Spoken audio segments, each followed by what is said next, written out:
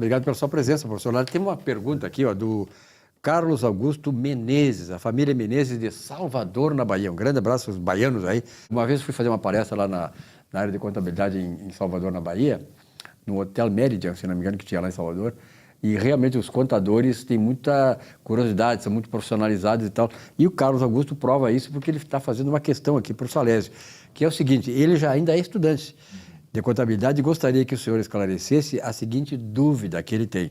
Por que algumas empresas publicam as suas demonstrações econômicas iniciando pela receita bruta e outras pela receita líquida? O senhor poderia explicar por que isso?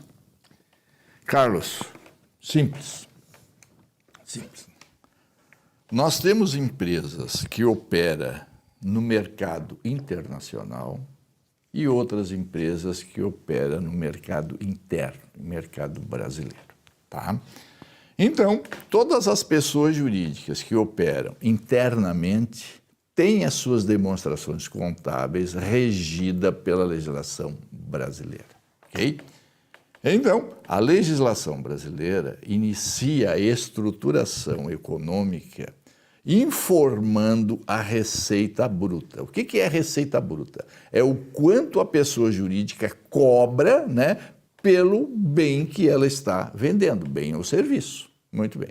Então, quando você cobra determinado valor, está contido naquele valor tributos, não é isso? Então, a legislação brasileira diz que você tem que informar receita bruta, depois você tira tudo aquilo que tu retifica a receita, ou seja, recursos que não te pertencem, ok? Que tu vais ter que pagar depois, tá? Para apurar a receita líquida. Então, eu tenho a receita bruta, é o que eu cobro do meu cliente, menos os tributos que está dentro daquela receita, vai dar minha receita líquida. Isso é o que a legislação estabelece. Então, tu verifica que no demonstrativo econômico, aquele valor que tu retifica a receita bruta, que são as deduções de vendas, na verdade não é uma receita, ok? E nenhuma despesa. O que é aquilo? É um valor em que o empresário serve de intermediário entre o consumidor, não é isso? E o consumidor e o financeiro, entre o consumidor e o produtor,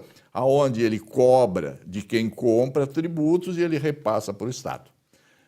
Isso aí, legislação brasileira, e todas as empresas brasileiras, ela tem que publicar as demonstrações econômicas de acordo com essa estrutura, porque a lei determina isso.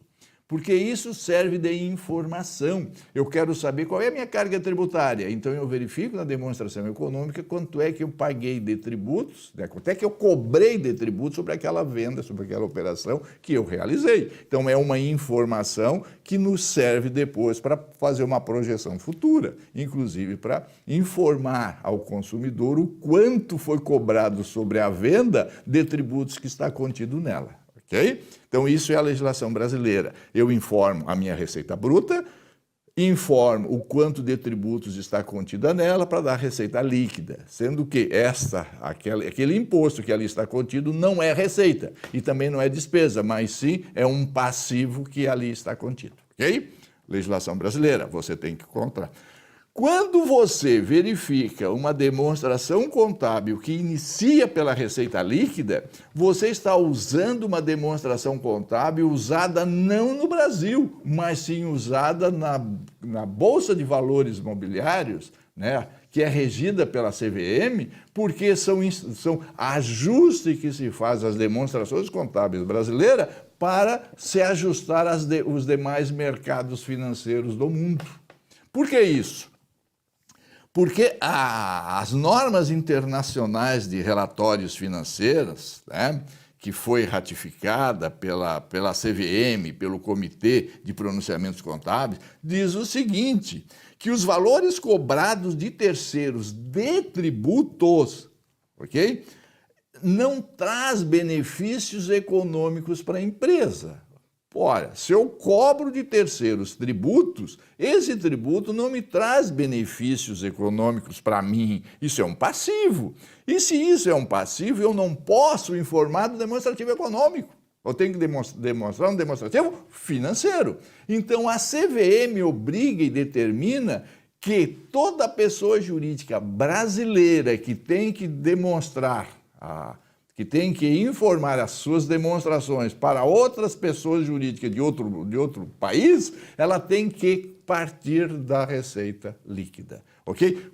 Repetindo, receita líquida para as empresas que negociam na Bolsa de Valores, eles excluem os tributos porque o tributo que se cobra pela venda não traz nenhum benefício para a pessoa jurídica que fez a negociação. É um passivo. E nas normas internacionais de relatórios financeiros, não permite que este passivo seja informado na demonstração econômica, porque demonstração econômica é a diferença entre receita e despesa, e os tributos cobrados pela negociação de um produto não é receita e também não é despesa. Então tem que deixar fora para que preste uma informação verdadeira, porque lá em outros países eles não sabem que aquela informação que a legislação brasileira permite é uma mera, simples informação para que os profissionais possam fazer as suas análises sobre a carga tributária aplicável no Brasil. Ok? Então é isso. Diferença entre receita bruta é no Brasil, porque a legislação brasileira assim determina e nós temos que cumprir dessa maneira. Receita líquida são normas internacionais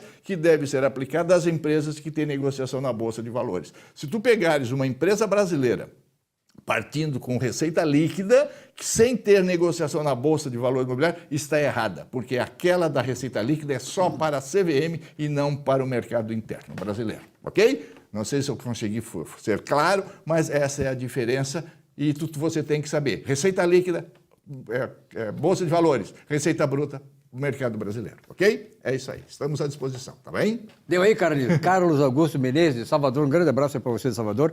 Tenho certeza que essas explicações aí bem esclarecidas, né, bem objetivas do Salésio, vão servir muito para vocês aí. Tenho certeza também que tu vais expandir esse conhecimento e também fazer com que mais pessoas tenham essa clara forma de fazer essas demonstrações contábeis que o Salésio acabou de explicar. Obrigado, Salésio.